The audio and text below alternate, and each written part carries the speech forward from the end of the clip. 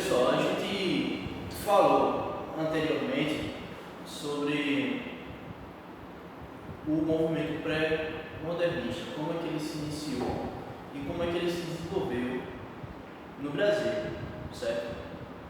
A gente viu dois autores, foi Augusto dos Anjos e Euclides da Cunha. Augusto dos Anjos no campo da poesia, dos poemas, e Euclides da Cunha no campo da prosa, só que é uma prosa um tanto quanto ainda com resquícios do realismo e naturalismo.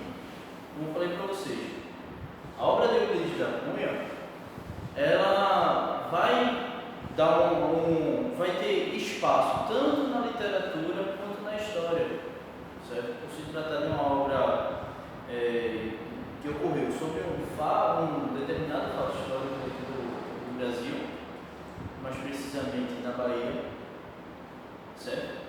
Que foi sobre a Guerra de Canudos. Essa obra vai ser chamada o quê? Os Sertões. E, em contrapartida, o Augusto dos Anjos ele vai trabalhar no campo da poesia e vai ter resquícios ainda do parnasianismo enquanto a sua estrutura, enquanto a sua forma de nos mostrar os poemas, certo? Como eu falei para vocês, são sonetos que ele vai nos mostrar. Agora, a temática vai lembrar um certo simbolismo, certo? Então, ele usa a estrutura parnasiana, mas uma temática um tanto quanto simbolista, tá? Falei para vocês que o pré-modernismo também, o pré-modernismo ele não é tido como uma escola literária. Por quê? Porque cada autor que vai nos mostrar suas obras nessa época, cada um vai seguir uma vertente diferente, certo? Cada um vai seguir a sua própria, como posso dizer, seu próprio estilo de arte. Eles não vão entrar em comunhão com uma temática própria, com um norte, certo? Cada um segue um caminho diferente. Por isso que não é tido como uma escola literária para o modernismo, certo? Então, dando continuidade a isso, eu queria falar um pouco sobre Monteiro Lobato, certo? Que é um autor que ele, assim, dispensa apresentações. No entanto, é importante a gente ressaltar que não é só o Sítio do Pica-Pau Amarelo que como posso dizer, desenvolvida no Monteiro Lobato, certo? Como eu falei para vocês, ele tem 3 obras, certo? Entre outras que ele também escreveu, mas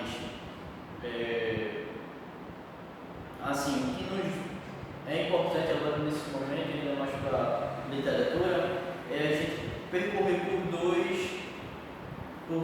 dois livros dele, certo? Que vai ser Urupês e Cidades Mortas. Sítio do Pica-Pau Amarelo foi o que fez com que ele se tornasse famoso, certo? Foi o que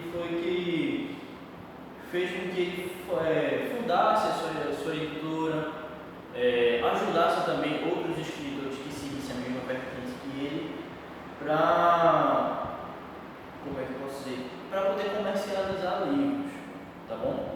Então, uma breve história passada aqui na biografia de Monteiro Lobato, certo?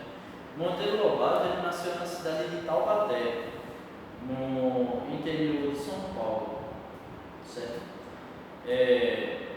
Antes dele ser um escritor famoso, ele enveredou pelo campo da política, e a política, assim, de certa forma, foi uma constante na vida dele, além dele já ter, depois de um certo tempo de vida, adotado as suas práticas de escritor. No entanto, o que a gente pode falar sobre ele? Pelo menos no campo pessoal dele, ele foi como posso dizer, um ativista político, né? Um crítico da política da época. E isso lhe rendeu alguns meses de prisão, para ser mais preciso, foi 6 meses na época de Getúlio Vargas, certo? Por quê? Porque ele expunha as suas ideias, as suas opiniões acerca da política, e isso desagradava o presidente, que era o próprio Getúlio Vargas, e pessoas que estavam ao lado do presidente, certo? E as suas críticas rendeu essa prisão. Depois que ele sai da prisão, ele reitera de novo tudo o que ele falou sobre o Getúlio Vargas, certo? Dizendo que o governo dele era corrupto. Mas isso daí é uma parte da biografia dele, certo? Que não é assim, que não nos interessa tanto. Mas é bom a gente saber. Se vocês quiserem saber esse impasse sobre Getúlio Vargas e Monteiro Lobato, vocês dão uma pesquisada, tá bom? O papel importante de Monteiro Lobato na literatura é como como é que posso dizer, uma concordância entre os outros autores, que vai ser mostrar um pouco da realidade e da cultura do Brasil naquela época, até então não posta em livros ou em épocas anteriores, certo? Como eu falei para vocês, esses dois livros, Urupês e Cidades Mortas. No Urupês a gente vai ter a figura do Jeca Tatu, certo? Que vai ser o quê? Um caboclo do interior de São Paulo. E que, como eu posso dizer, nesse livro, que são uma coletânea de contos, Monteiro Lobato vai mostrar como é a vida das pessoas do interior de São Paulo, mais precisamente os caipiras, ou os caboclos, por assim dizer, e traz um humor, certo? Um humor bem irônico.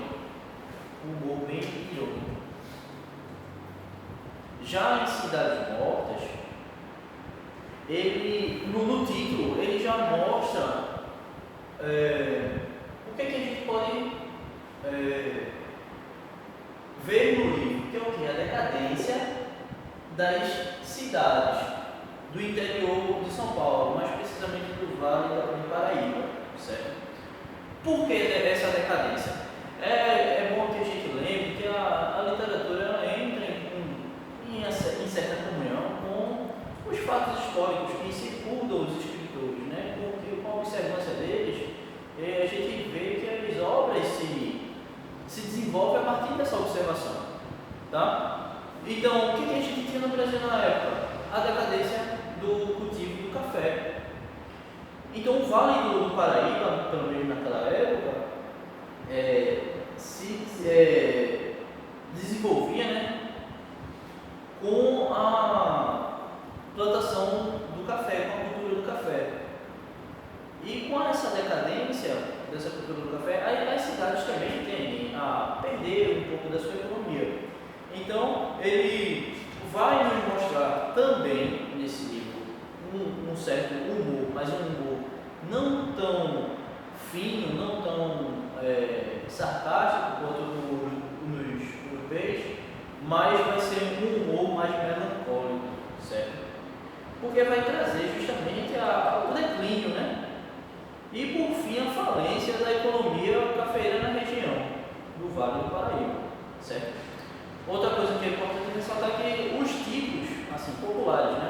Os tipos de pessoas que ali vivem são retratados, certo? Assim como suas vidas, seus hábitos, os dramas coletivos e pessoais de cada um, tá bom?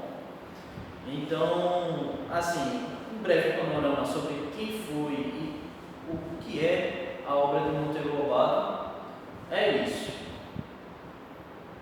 Vou passar fichas para vocês sobre ele e posteriormente eu vou gravar um vídeo sobre um conto em particular dele que vai ser chamado de Negrinha, certo? Que é intitulado Negrinha. E eu passar isso para vocês. No mais, é isso.